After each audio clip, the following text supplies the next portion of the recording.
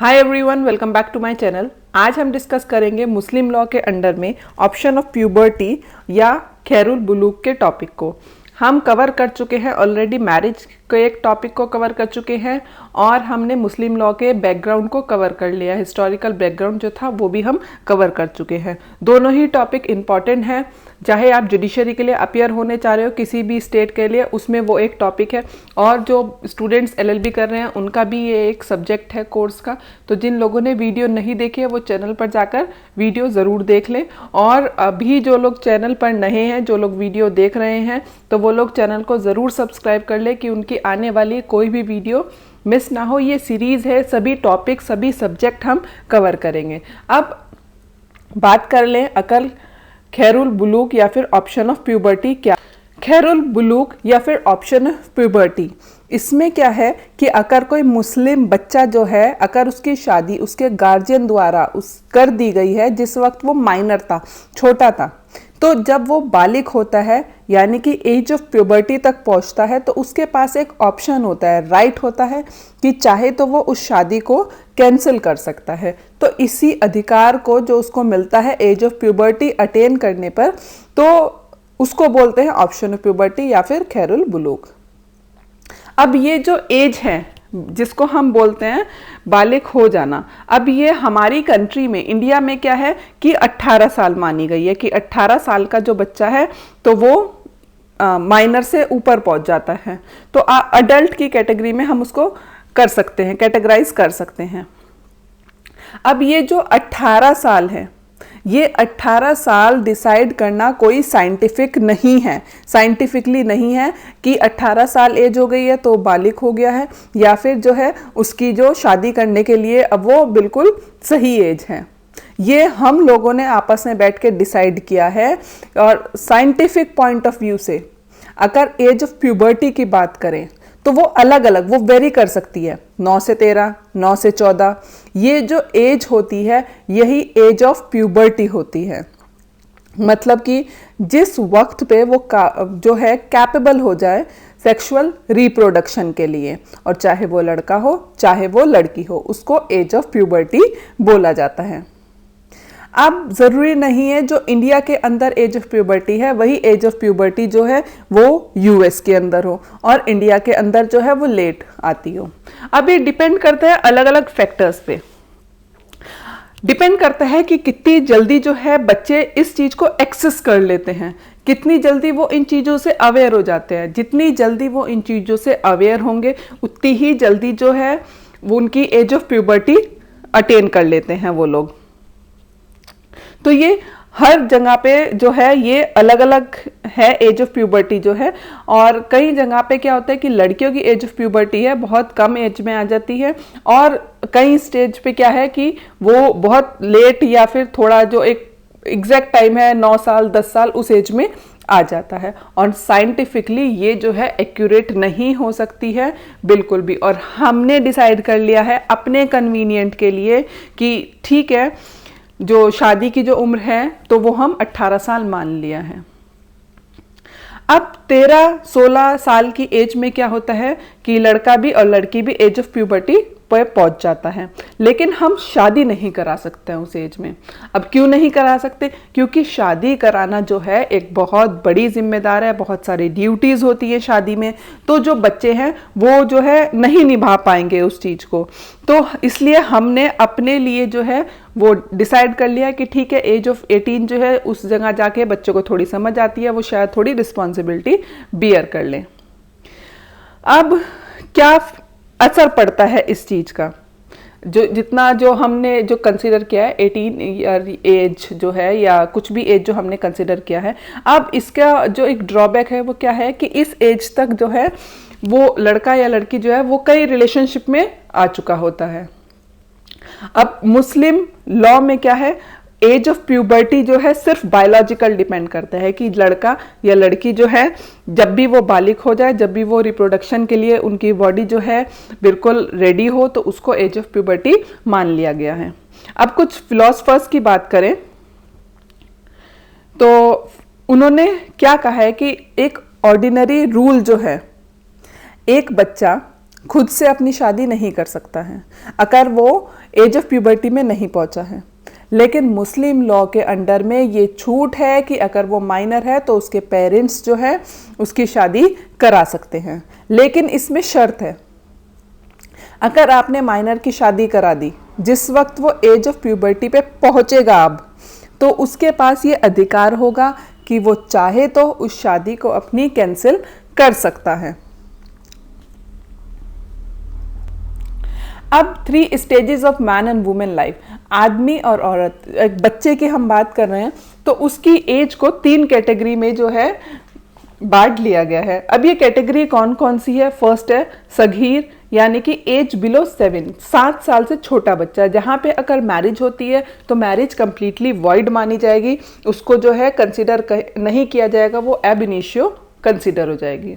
Then दूसरी as जो कि है 7 से 15, ये एक एग्जैक्ट एज होती है, इसके बीच का जो पीरियड होता है यहाँ पे एज ऑफ प्यूबर्टी मानी जाती है कि जो मुस्लिम बच्चा है, चाइल्ड है, वेदर इट्स अ गर्ल और बॉय, वो एक फाइनली अब रेडी हो जाता है उस एज में जाके फॉर द रिप्रोडक्शन, एंड उसी एज को जो है एज ऑफ प्यूबर्टी माना गया है कि यहाँ पर जाकर पेरेंट्स विदाउट एनी कंसेंट जो है बच्चे की शादी कर सकते हैं। देन थर्ड एज इसमें है बुलूग। बुलूग मीन 15 साल से अबव की बात कर रहा है कि now the child is ready, तो अब वो वहाँ उसके पास राइट है कि वो जो मैरिज उसके गार्जियन ने उसको की थी वो उसको चाहे तो उसको ख़त्म कर सकता है शादी को, या फिर अपनी मर्जी से उसको अब इस एज में आके फ्री कंसेंट से शादी करने का राइट मिल जाता है। एक केस देख लेते हैं, अब्दुल करीम वर्सेस अमीना बाई 1953 का ये केस है।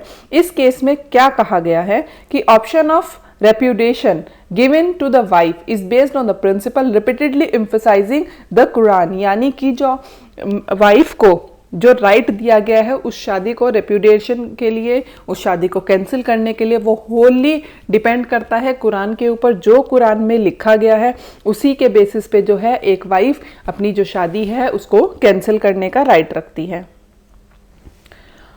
और इसके अलावा क्या है, अब ये जो लड़की थी ये 7 साल की थी, अब जब ये एज ऑफ प्यूबर्टी पे पहुंची तो इसने फैमिली कोर्ट में जाके इसने केस डाल दिया कि वो चाहती है कि जो उसकी मैरिज है वो ऑप्शन ऑफ प्यूबर्टी को एक्सरसाइज करना चाहती है और वो शादी को ख़त्म करना चाहती है। तो उसने इस चीज़ को लेके कोर्ट में सूट डाल दिया फैमिली कोर्ट के अंदर।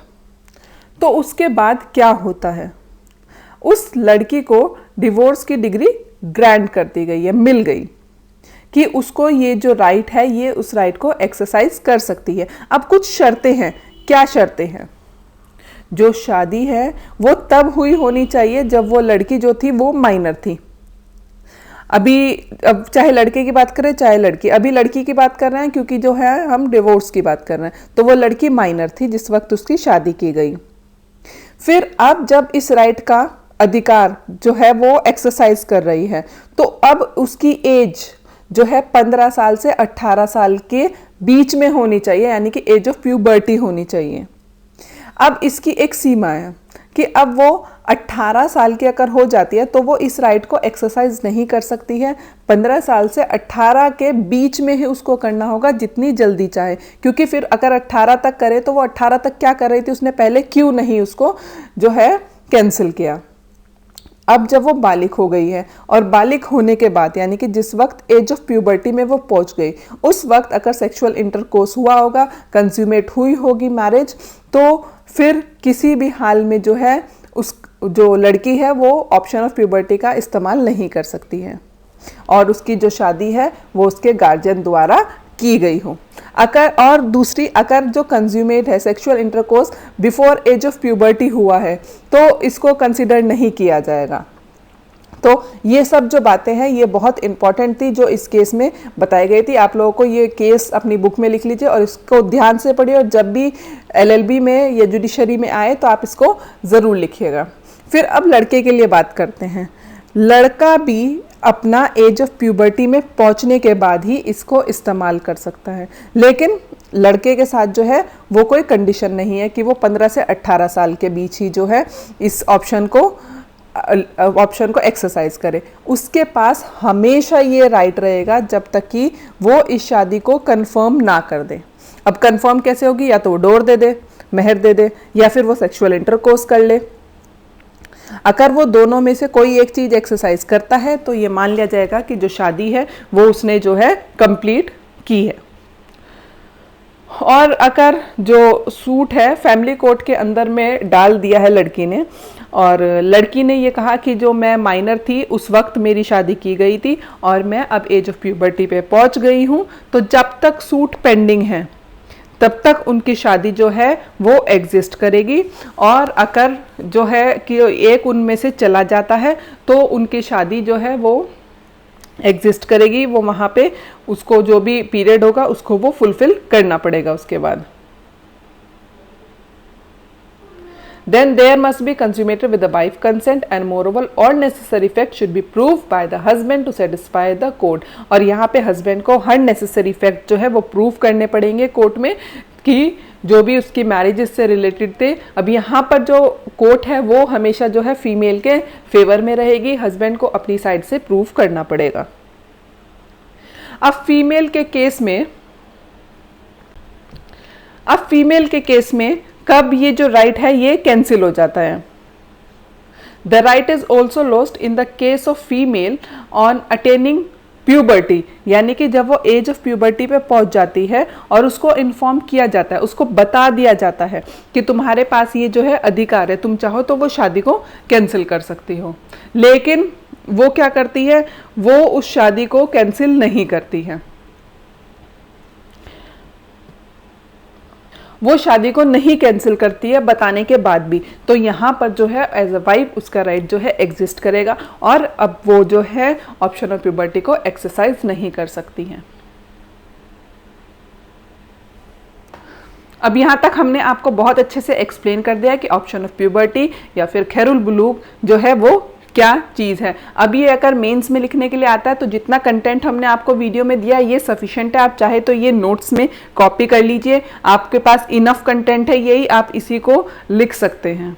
फिर अगर प्री के लिए आप लोग प्रिपेयर कर रहे हैं इस टॉपिक तो आपको एज याद रखनी है कि ऑप्शन ऑफ प्यूबर्टी एक्सरसाइज करने की जो एज होती है वो 15 to 18 ईयर होती है। और एज क्या होती है? जिस एज में जो है हम मान सकते हैं एक वेदर इट्स अ गर्ल और बॉय जो एक एज में पहुंच जाते हैं जहां वो एक्सरसाइज कर सकते हैं अपना कंज्यूमेट करने के लिए, उनकी जो बॉडी है रिप्रोड्यूस करने के लिए वो फाइनली रेडी है। तो वो एज जो है 9 to 14, 13 जो है, इसी बीच अगर जो भी आपको ऑप्शन मिले आप टिक कर सकते हैं, क्योंकि ये एज मैं आपको पहले भी बता चुकी हूँ कि वेरी कर सकती है। अब अगर वीडियो अच्छा लगा हो तो वीडियो को लाइक ज़रूर कर दीजिए और अपने फ्रेंड्स के साथ जो लोग प्रिपरेशन कर रहे हैं उनके साथ शेयर कर दीजिए कि उन लोगों तक भी ये जो कंटेंट है वो पहुँचे और वो लोग भी इसका बेनिफिट उठा सकें। और जो लोग चैनल पर नए हैं वो चैनल को सब्सक्राइब कर ले कि किसी भी वीडियो का नोटिफिकेशन उन तक मिस ना हो। मैं कोशिश करती हूँ रेगुलर, बिल्कुल पढ़ाई जो है गैप नहीं होना चाहिए, रेगुलर हमारी स्टडीज रहें। And at last there is a no substitute of hard work करना है, मेहनत करनी है, तभी हम जाकर सक्सेस हो पाएंगे और जो हमारा टारगेट है हम उसको अचीव कर पाएंगे। Thank you.